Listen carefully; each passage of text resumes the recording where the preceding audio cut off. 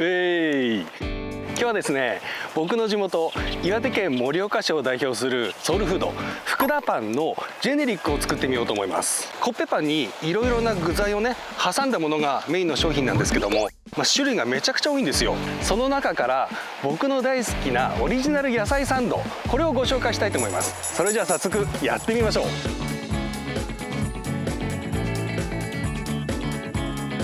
早速作っていきましょう。まず今日使う食材をご紹介します。まずはパンです。はい、コッペパンです。何でもいいです。コッペパンなら。はい。次です。上から順番にいきます。マスタード、これ和からしの方がいいですね。それからバター、コンビーフ、千切りにしたキャベツ、輪切りにしたピーマンでブラックオリーブですね。そしてトマトですね。真っ赤で張りがいいものを選びましょう。はい。そしてマヨネーズ。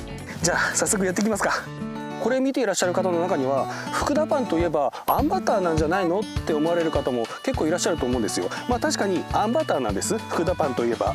ただですね、30年ぐらい前、僕がその学生だった頃に購買であんバターを買いすぎて食べすぎてもう一生分食っちゃったんで、あんバターもういらないんですよ。確かに美味しいんですよ。美味しいんですけど、あんバターはもういいかなって思ってます。なので今日はオリジナル野菜サンドです。はい。パンにですね、マスタードとバターとコンビーフを塗っていきます。まずはマスタードです。このパンのこう中心に塗っていきます。結構塗った方がいいです。なぜかというと野菜の味が結構前に出てくるんですよ。なのでマスタードとバターとコンビーフは多めに塗った方が良いです。はい。次はバターを塗っていきます。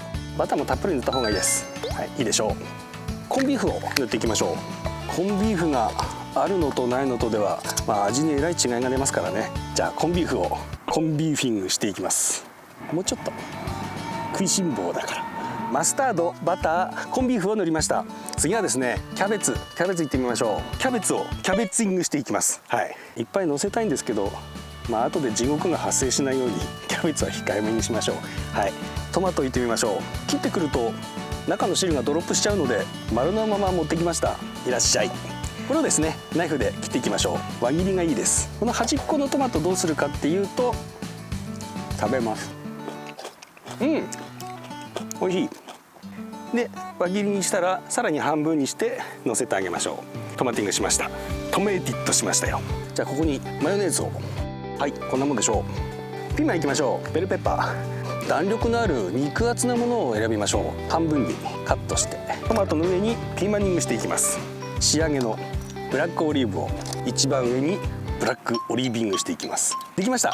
福田パンのですね、実際のお店に行くとですね、コッペパンの中に挟むその具材にですね、1個トッピングをプラスできるんですよ。で僕はいつも野菜サンドを注文するときに野菜サンドプラスコンビーフでお願いしています。今日もですねコンビーフを足してみました。はい、これで、福田パンジェネリックオリジナル野菜サンドプラスコンビーフの完成です。実際に食べてみましょうか。いただきます。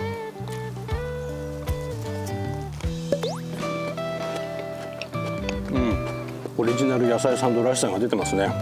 キャベツとピーマンのサクサクとした食感がとてもいいですね。生野菜好きな人にはたまんないんじゃないでしょうか。バターとマスタードとコンビーフの風味がとっても美味しいです。作ってる途中にうすうす気づいてはいたんですけども、ここから車で5分ぐらいのところに福田パンの本店があるんですよ。わざわざこんな草むらの中でね、いちいちこんな切った野菜パンにのっけてうまいとか似てるとか言わなくても、オリジナル野菜サンドプラスコンビーフが食べられるんですよ。これ加熱調理しなくていいので、食材さえ持ってくればその場で福田パンのジェネリックが食べられるっていう利点がありますね。はい。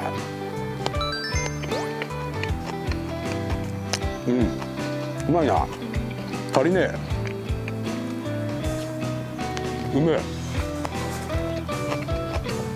足りねえ。